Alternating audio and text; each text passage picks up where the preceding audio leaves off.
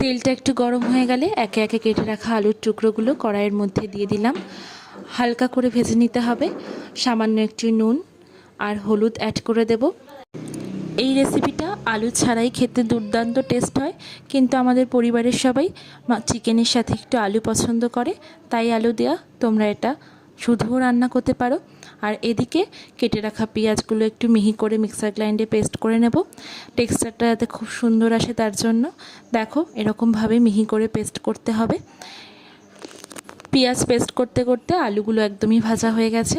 এবার আমরা আলুগুলোকে কড়াই থেকে তুলে নেব। তারপর গরম তেলের মধ্যে তেজপাতা, দারচিনি, লবঙ্গ, এলাচ একটু ফোড়ন দিয়ে নেব। তারপর বেটে রাখা পেঁয়াজটা দিয়ে দেব।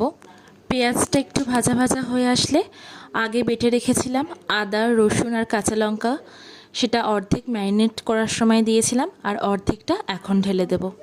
তারপর ভালো করে মিশিয়ে আবার একটু মশলাটাকে কষিয়ে নেব।